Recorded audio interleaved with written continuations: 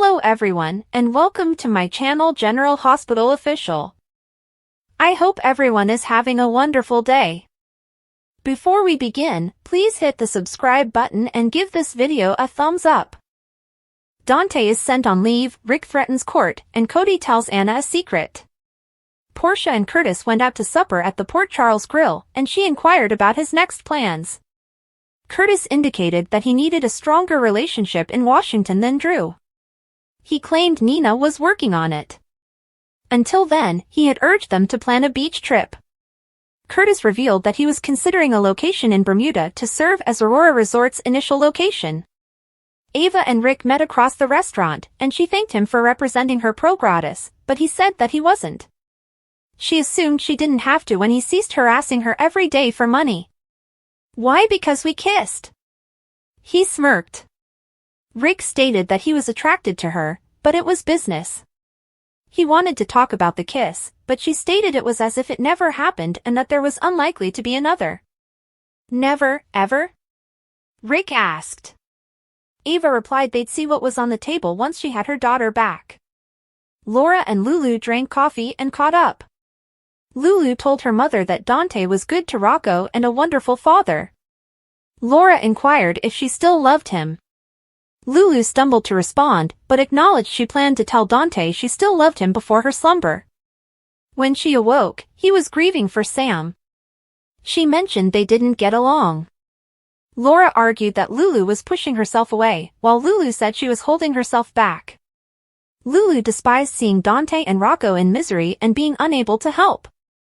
Laura explained that she didn't know how Dante felt and wouldn't till she spoke with him. She admits to being jealous of Dante and Sam's relationship. Lulu felt horrible that Sam wasn't around anymore. Laura explained that when they felt they were about to lose her, Dante camped out by her bedside. Laura explained that she knew from experience that it was possible to love two people at the same time, and he had a place in his heart for Lulu. Lulu knew it was irrational, yet she blamed herself for Sam's death. She reasoned that if she felt that way, Dante must feel the same. Laura stated it was natural to feel terrible, but she was not responsible for Sam's death, the murderer was. Laura encouraged Lulu not to presume Dante's feelings and to ask him. Jordan discovered Drew venting his frustrations on a punching bag at the gym. He acknowledged that she was upset over the Esplanade. He apologized and explained that he was simply trying to hold on to what was his. Drew described some of the family's unethical behavior, and he did one thing, for which he was outcast. Jordan informed Drew that she was not there to address the Quartermaines feud. Drew stated that the Esplanade plans may still go, but it all relied on what Curtis did with Aurora. Jordan called Curtis and requested him to meet her at Volanino's as soon as possible. Curtis entered the gym, and Jordan informed him that Drew had stated that the future of the Esplanade hinged on him. Curtis explained that Drew asked him to push Michael out of Aurora while he was being treated for third-degree burns. Drew claimed Curtis could not be more wrong. Drew stated that the Esplanade pitch had been completed when he moved on Aurora's behalf, but that as a congressman, he was now concerned about the environment. He stated it was up to the CEO to resolve the concerns. Curtis reminded out that Drew was abusing his position to defraud everyone. Drew recommended they hash things out in the ring. Drew and Curtis sparred with words instead. He told Drew that he had alienated his supporters and was fresh to Congress, leaving him wide vulnerable. Sonny informed Christina and Diane that he was traveling to Los Angeles for a business meeting. He was concerned that Charlie's might come under inspection next, but Diane assured him that it would be secure. Rick and Ava stepped into Diane's office and explained that due to the explosion, which was clearly aimed at Sonny, he was unable to offer a safe home for Avery. Rick wanted to spare them the misery of going to court and asked that they avoid it. Diane laughed at the petition he presented, while Sonny challenged them to take him to court. Sonny held his head as Rick yammered on the specifics of testifying. Sonny said enough, but Ava roared at him to accept the bargain. Sonny leaned on the desk, ignoring them. Diane informed Sonny that the court date was February 25th. See you there, he informed Rick and Ava. Rick stated that it was their final offer, and they left. Diane and Sonny agreed they were desperate, and Ava couldn't afford a custody battle. Diane didn't want to wait for Ava to back down because her case was stronger than Sonny's. Diane recapped Ava's case strengths and informed Christina that she performed admirably when they were present. Sonny knew Rick was going to use Christina to harm him. Christina reassured them that she would not let him. Diane left Sonny and Christina to talk. Sonny agreed with Diane that Rick would hammer Christina on the stand again, but she insisted that Ava would not win the case. Christina told Sonny she doesn't get to have her daughter back after taking mine from me. Christina informed Sonny that a digitalis injection had killed Sam. Sonny wanted to know if Dante was aware of this. He promised to take care of everything and expressed concern that everyone had reached a breaking point. Rick and Ava returned to the PC grill and noticed that Sonny and Diane were eager to take it to court. Ava was concerned that she did not have enough money to battle and that Christina had not taken the bait. Rick suspected that Sonny was up to something. Rick knew Sonny talked tough, but he sensed something was wrong, and he didn't want to see it through. He wondered if Sonny cared a little about Ava. She promised that Rick would be compensated. And after that, maybe we can see where things stand between us, Ava told us. Rick seemed amused. When Trina opened the door to Kai's hospital room, she discovered him attempting to put on a sling. He initially refused her assistance, but changed his mind. He gently touched her arm while she was attaching the sling. He said he wasn't in the mood for visitors, but she informed him that he had brought a class catalog for him to review. Kai stated that the doctors advised him to take his time with healing. He never considered this a possibility and had his future planned out. Kai wasn't sure if he wanted to go back to school. Trina stated that even if he did not play again, he had an excellent scholarship. Kai intervened and stated that he knew she felt she was assisting, but she wasn't. Kai informed Trina that he appreciated her but needed time alone. She informed him before leaving that he didn't have to do it alone. Kai lay in his hospital bed, watching himself score a winning touchdown on his phone. He sighed deeply as Trina watched him through the glass. She called someone and asked them to come meet her at GH. "There's nothing wrong, I just need your help," Trina explained. Dante went to Anna to find out why he was excluded from Sam's death probe. Dante was outraged and demanded the case file. Anna informed him that he couldn't be involved. She claimed she'd let him help find the murderer if it was someone else's case, but she didn't want to risk having the case dismissed because he was involved. Anna was also concerned that Dante would do something to the murderer. Dante asked whether she had a suspect. Anna stated she couldn't tell him anything and gave him a week's paid leave. She told him that when he returned, he needed to see the department's psychologist. Brooklyn went to the barn to meet Cody and told him they needed to talk about her summer romance with Dante from years ago. "Oh, you mean the summer you became pregnant?" Cody asked. He said he was sworn to silence about it, drove her to the bus station, and never saw her again. He assured her that he never informed Dante about it. Brooklyn revealed that she and Chase were trying to establish a family, and it was triggering memories for her, so she wanted to make sure Dante didn't know anything because he lived in the same house. Cody was unhappy because Dante would have stepped up, unlike the other men. Brooklyn inquired what he was talking about, and Cody said that Sasha was pregnant and shouldn't be managing it alone. Cody stomped off before Dante arrived at the barn, upset. He informed Brooklyn about his conversation with Anna. Dante admitted he wants to find the piece of garbage who killed Sam. He realized he was getting too near, but he wanted to show Anna he could take it, and he ended up proving her right. Dante felt responsible for Sam's death and didn't know how to deal with it. Brooklyn volunteered to be available for Dante if he needed it. Dante informed Brooklyn that she tried to be a nice friend. They were hugging as Lulu entered the barn. Brad worked out at the gym so he'd be ready for Miami. He went to work thereafter and asked Portia if he could take an extra vacation day to attend the convention. Portia said that she had made numerous allowances for him recently, and they both understood why.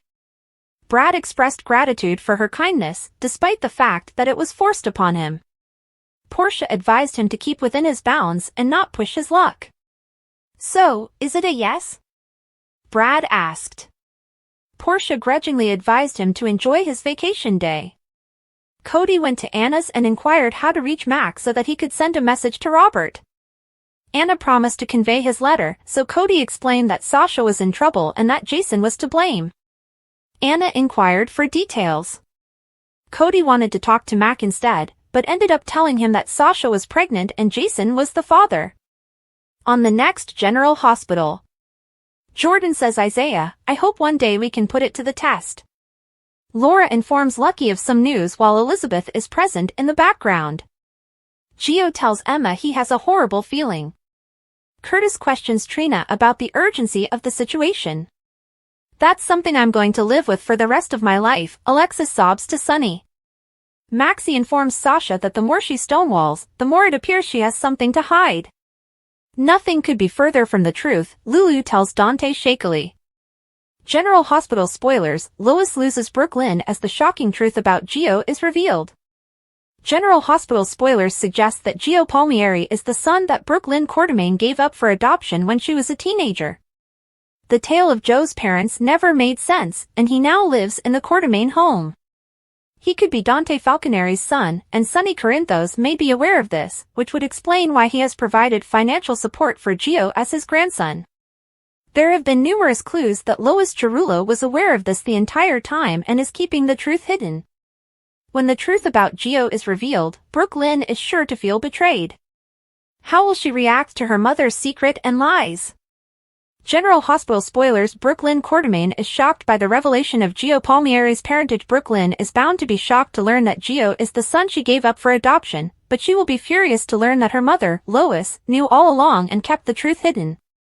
She would be even more enraged that Lois never told Gio the truth when he moved in with the Quartermains last year. She would lay into Lois, and it would not be pleasant. GH spoilers, Brooklyn Quartermain can't forgive Lois Cerullo. Devastated by Lois' secrets and deception, Brooklyn would find it difficult to trust her mother. She'd tell her it was too much and she couldn't forgive her. Especially because Gio has been living under the same roof with her for months and has never said anything. Lois would be devastated by Brooklyn's words and beg for her forgiveness. Brooklyn would need time away from Lois and would inform her of this. General Hospital spoilers, Lois Cerullo will be held accountable for keeping Gio Palmieri's secret. Brooklyn isn't the only one who will be troubled by this news. Olivia Quartermain, Joe's grandmother, and Ned Quartermain, Joe's grandfather, will also be affected. They would be unhappy with Lois for concealing the truth from them and Brooklyn. Brooklyn's husband, Harrison Chase, will inevitably be upset by the news and dissatisfied with Lois. Lois will be at a loss and unsure how to proceed. GH spoilers, what do you think? What are your thoughts? Did you believe the truth regarding Joe's parentage would come out? How will Brooklyn handle the information that Lois had all along?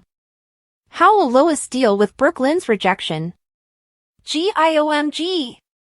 Giovanni Mazzi from General Hospital proves he's the greatest showman. Giovanni Mazzi may portray Gio on General Hospital, but when he's not at the ABC studios, he can be found entertaining in other venues, and his most recent performance had one of his castmates cheering Gio. During the Los Angeles Lakers halftime performance, the soap star shared a video of himself playing the violin to music by American rapper Kendrick Lamar. Mazzi put on an impressive performance while wearing a LeBron James number 23 jersey. See for yourself. A number of his Port Charles castmates expressed their support in the comments, with Tabiana Ali, Trina, being the first to cheer Gio. Hudson West, Jake, gave his pal a shout-out and stated, "Awesome. Great job." As Wally Kurth, Ned, said, "My kid, Gio." While Eva LaRue let him know how fantastic his performance was, Jacqueline Grace Lopez, Blaze, sent Mazzi a series of fire emojis, and Scarlett Spears, Donna, Mom, said, "Gio, Gio, Gio." For those who don't know, the actor, who has shown off his musical abilities on the ABC drama, was discovered at the age of 9 while performing a solo violin medley at the Chicago Bulls Youth Talent Search in 2015. Since then, he has appeared at numerous NBA All-Star games, MLB games, and more than 35 regular season NBA games. In 2023, he sang the national anthem for the Lakers during Game 3 of the Western Conference Finals. "It's such an honor," Mazzi stated. "The crowd was incredible, and I enjoyed watching the playback with the new camera. Were you as impressed with his performance as we were? Like several of his co-stars, we can only say, Geo. General Hospital spoilers, previews, and teasers for the week beginning February 3, 2025. What to anticipate at General Hospital. Monday, February 3rd. Lulu attempts to support Dante. Sonny soothes Alexis. Trina is taken back. Sasha is in for a surprise. Elizabeth sees through Lucky's facade. Tuesday, February 4th. Lucky opens up to Liz. Felicia places Sasha on the spot. Carly made a discovery. Jordan discloses her idea to Isaiah. Drew made a stunning claim. Wednesday, February 4th. Alexis, Molly and Christina strategize. Sasha lashes out. Willow made a decision.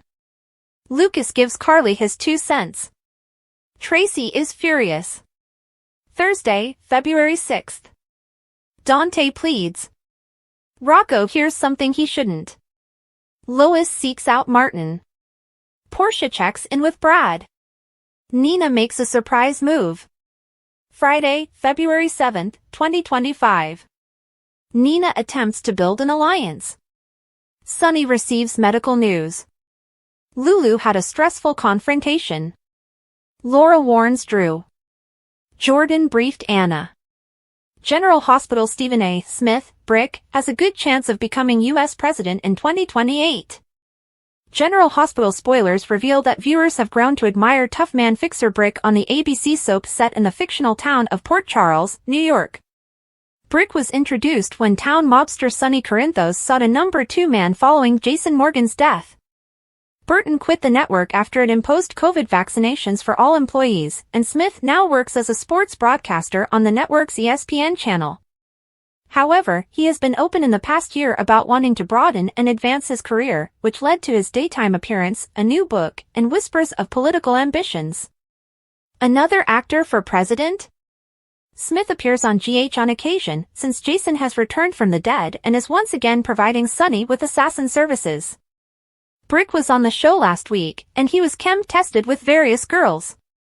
However, if recent popularity polls are to be believed, Smith's acting career could be over. Smith has expressed interest in running for president, and his comments on the 2024 election have propelled him into the political spotlight. GH spoilers, Stephen A. Smith is Brick. Surprising poll findings released today show that Smith has a good chance of being on the ballot if the 2028 Democratic primary were held today. John McLaughlin polled 1,000 U.S. general election voters, asking them, thinking ahead to the 2028 Democratic primary election for president, if that election were held today among the following candidates, for whom would you vote? 2% backed ESPN pundit Smith, beating out 2020 presidential candidate Beto O'Rourke and Illinois Governor J.B. Pritzker. General Hospital spoilers, will Brick be a regular? It is far too early to discuss what will happen in the political scene 4 years from now. However, the poll provide insight into potential candidate selections, including Smith's possibilities. For the time being, fans may find Smith as Brick on ABC's soap opera, a position that has undoubtedly raised his public image. Tell us, GH lovers, do you want Brick to play a larger role on PC, and which girl would be a nice match for the security expert? Sasha Gilmore Corbin had always been adamant about keeping the truth hidden, but the weight of her secret grew heavier with each passing day. She had vowed to conceal the name of her unborn child's father, but fate conspired against her at every turn. When Michael Corinthos awoke from sedation, one of his first words was Sasha's name. That single word, a quiet query among the sterile hum of the hospital, caught Willow Corinthos off guard and piqued Carly Spencer's interest more than ever. Those surrounding them had taken note of Sasha and Willow's recent disagreement. Their encounters had become difficult, with a tense undertone woven throughout their comments. Willow's uneasiness turned to mistrust when she discovered Sasha was expecting. It wasn't long before she realized she was connecting links that no one else had, and that Sasha's hesitation to name the father could be a form of deception rather than discretion. Willow's personal past was convoluted, but she had little tolerance for deception, especially when it came to Michael.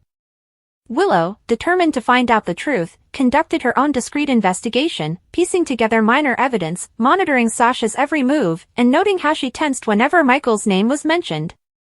She went over the previous weeks in her head, looking for inconsistencies, fleeting glances, and unspoken statements. Her determination intensified when she saw the worry in Sasha's eyes and the pause in her voice. She had no intention of keeping this to herself. If Michael was the father and Sasha had crossed a line, the truth must be revealed. Meanwhile, Maxie Jones had been Sasha's steady source of support throughout her pregnancy, ensuring she never felt alone.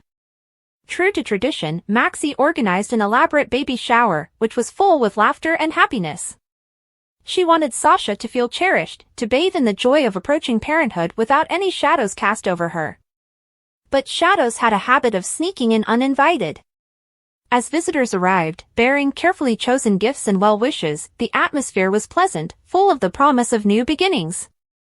But when Sasha opened a little onesie, a silence fell over the gathering.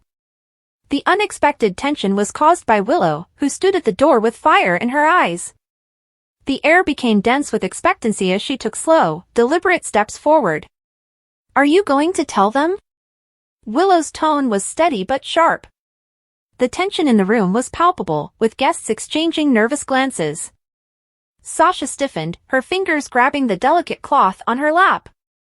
"Tell them what?" she questioned, even though she knew where this was going. "That Michael is the father of your baby," Willow charged, her voice rising slightly.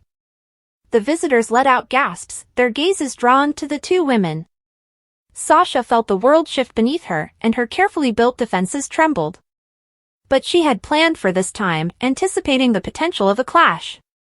She composed herself and took a long breath before speaking. "You're wrong," she stated, locking eyes with Willow. "Jason Morgan is the father." A startled quiet ensued. Jason. Of all people, Jason Morgan. The claim sent shockwaves across the crowd. Whispers spread, as did whispers of incredulity and uncertainty. Sasha knew it was a risk, but she also knew that sometimes the only way to safeguard the truth was to conceal it behind a perfectly prepared falsehood. Willow's eyes narrowed, mistrust written across every line of her face. "Jason," she repeated, her tone full of doubt. "You expect us to believe that?" Sasha straightened her shoulders and maintained an uncompromising face. "Believe what you want, Willow. But the truth is the truth." For a minute, the strain was excruciating.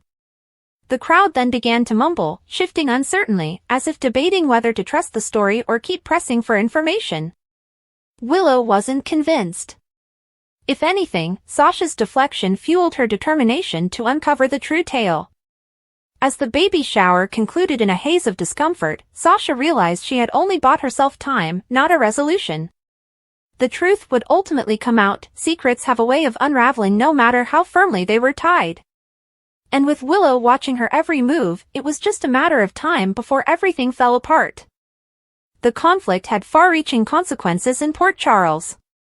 Sasha and Willow's already weak friendship was on the verge of breaking apart permanently. Michael, still healing, was unaware of the tempest developing around him. And Jason, unknowingly trapped in the web of lies, would soon be drawn into a tangled situation he had not anticipated. What began as a modest secret has grown into something unmanageable, a fire capable of consuming them all. Sasha had made a decision, but whether it was the right one remained to be determined. The campaign for the truth had just recently begun. General Hospital spoilers: is the show rebooting the Dante Lulu Brooke Lynn love triangle? Recent scenes reveal hints. General Hospital spoilers reveal that the winds of change are blowing in Port Charles. While Brooklyn Quartermain and Harrison Chase are blissfully married, no romance lasts forever in soap operas, and with the recent setback in their baby journey, as well as Chase's discovery that he is sterile, might their relationship be on the verge of ending? Plus, with all the talk of Brooklyn's history and wanting to break up Lulu Spencer, is the program attempting to reignite an OG love triangle between these three? General Hospital teasers' recent storyline changes provide clues. GH teasers hint that nothing occurs by chance in PC, and it appears strange that Lulu will suddenly be working for Brooklyn at Deception. This means the two girls will be even more in each other's orbit, and given that BLQ will officially be Lulu's supervisor, this might be a disaster waiting to happen, especially if friction emerges. How long will the two women be able to maintain their civility while attempting to resolve their differences? BLQ is on the verge of informing Chase about her teen pregnancy. Fans have yet to find out who is the father of the baby she gave up for adoption, but it's most likely Dante. As Lulu and Dante contemplate a romantic reunion, which is difficult right now because he is still grieving Sam McCall's death, how will the dynamics shift when Brooke Lynn's teen pregnancy secret is revealed? Fans believe the kid BLQ gave up for adoption is Giovanni Gio Palmieri, but when the truth is revealed, can Brooke Lynn and Dante naturally bond over their child and make up for lost family time? Spoilers, the Chase and Willow factor more evidence that there is trouble in paradise for Brooke Lynn and Chase, bringing BLQ into a love triangle with Dante and Lulu, is the cop's frequent contact with his ex, Willow Tate Corinthos. While Willow is with Drew, it appears that his hidden romance with Nina Reeves will come to light at some point, and this connection is only temporary. With Michael Corinthos entirely out of the picture, recovering in Germany from third-degree burns, it's easy to imagine Willow and Chase turning to each other in the interim as their respective relationships fall apart. Jocelyn Jacks was never one to back down from a fight, and when it came to Cyrus Renaud, she was adamant as ever. The very mention of his name sent a shudder down her spine, but she had never let fear stop her. She had witnessed directly what he had done to Dex Heller, whom she had cared for more than she admitted. It wasn't just about vengeance, it was about justice, ensuring that no one else suffered at his hands again. Lucas Jones had told her to keep out of it, to be wise, and not provoke a guy as dangerous as Cyrus. But Jocelyn was her mother's daughter, and Carly Spencer had never been one to sit on the sidelines while monsters ran wild. The difference was that Carly had spent years traversing Port Charles's underworld. Jocelyn? She was still learning, but she was a quick learner. Lucky Spencer and Elizabeth Baldwin had their own motivations for pursuing Cyrus, including unresolved grief and personal stakes in the game. They played it safe, biding their time and gathering proof. Jocelyn appreciated their patience, but it had never been her strong suit. She desired action. She wanted results. And she wanted them now. Her most recent endeavor, volunteering at Turning Woods, was her way in. It was no coincidence that multiple patients had inexplicable cardiac arrests while under Cyrus' cautious eye. She was determined to learn why, and more crucially, how. If she could gather proof, she might be able to bring him down before he strikes again. But there was another alternative that Jocelyn hadn't completely considered, though it lingered in the back of her mind like a sinister whisper. She still held Dex's gun. She had kept it stashed away and used but not forgotten. It was a lifeline and a last resort. And, if it came down to it, could she pull the trigger? She had imagined it more times than she liked to admit, facing Cyrus, weapon in hand, her heart racing in her chest. But another memory haunted her just as much, Dex standing in front of her, his countenance anguished but sympathetic. A ghostly presence urges her to take a different path. She'd sensed his presence before, seen him in the depths of her anguish, dressed in the uniform that used to make her heart throb with pride. Could he be watching now? Waiting to steer her away from a decision that might alter her life forever? Port Charles was on the verge of another hurricane, and Jocelyn stood in the center. The next few days would put her willpower, courage, and moral compass to the test. Will she be the one to finally bring down Cyrus and stop his reign of terror once and for all? Or would she become a part of something bigger, a power greater than herself, an alliance with Lucky and Liz, united by justice and a desire for vengeance? One thing was certain, Jocelyn was not going to walk away. Cyrus Renaud would answer for his misdeeds either through evidence or force. And she would be there to witness it. Sonny rejects Ava's custody offer. Trina Robinson helped Kai Taylor with his back brace before explaining that he could still preserve his PCU scholarship because he was hurt on the field. Kai wasn't sure he wanted to continue college and eventually snapped since Trina wasn't helping. After calming down, Kai pushed for time on his own. Trina was concerned about Kai after she departed, so she called for aid. Brad Cooper worked with a trainer at the boxing gym and pushed himself hard because he wanted to impress Lucas Jones on the Miami Medical Symposium trip. Later, at GH, Brad asked Portia if he could add another day of vacation to his stay in Miami. Portia cautioned Brad against pushing the boundaries of their agreement and asking for too much, but she eventually gave in on the extra day. Portia saw Curtis Ashford at the Metro Court, and he reassured her that Drew Quartermain's project had been halted because he had a strategy in place to manage him. Curtis also provided updates on island vacation news, as he needed to research places for some new Aurora resorts. Portia was definitely on board with getting some beach and sunshine. Back at the boxing gym, Jordan Ashford complained about Drew's postponement of the Esplanade project on which they collaborated. Drew blamed Curtis, so Jordan summoned him in the hopes that they might sort it out. However, Curtis and Drew ended up squabbling before Drew proposed settling this in the ring. Curtis stomped out with Jordan after implying that Drew was creating enemies as a new member of Congress and making himself vulnerable. Rick Lansing corrected Ava Jerome's incorrect belief that he was now working for Gratis. They exchanged a wonderful kiss, but it wasn't enough to prevent Rick from charging Ava for his time. Ava eventually wanted to forget about the lip lock, at least until the custody problem was sorted.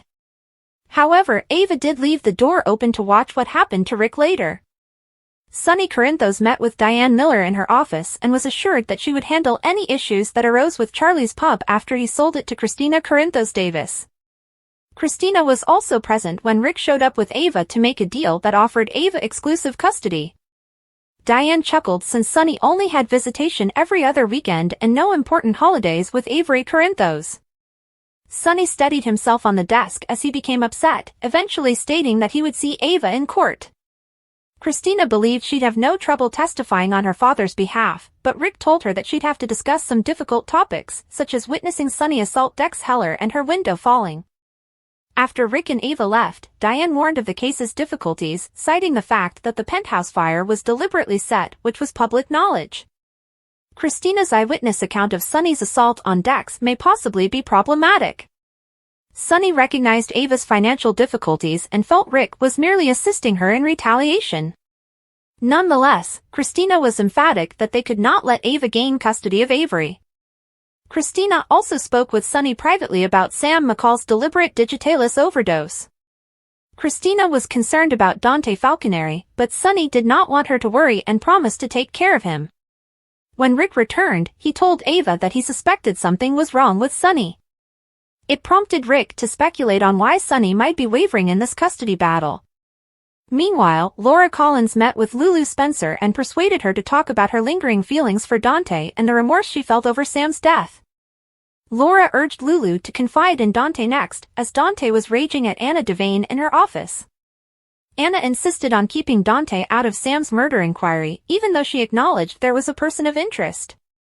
After putting Dante on paid leave for a week, Anna instructed him to meet with the department psychologist upon his return. Dante grudgingly accepted Anna's desires before departing. Brooklyn Quartermain mentioned her summer camp romance to Cody Bell at the Quartermain stables, who remembered how she became pregnant and fled after a trip to the bus station. Cody informed Brooklyn, however, that he never told Dante about the pregnancy since she pledged him to secrecy. Later, Dante found Brooklyn and leaned on her during the Sam inquiry drama, so she drew him into a hug just as Lulu entered and noticed them. Cody barged into Anna's office asking for Max Scorpio, as he needed to relay a message to Robert Scorpio about something. Anna offered she might help instead, so Cody claimed Sasha Gilmore Corbin was in trouble and accused Jason Morgan. After Anna pressed for further information, Cody finally revealed that Sasha was pregnant and Jason was the father. According to General Hospital spoilers, Cody will continue to cause havoc, so stay tuned for more predictions on all of the upcoming drama. Thanks for watching. If you like this video, so please don't forget to subscribe my channel and don't miss any update.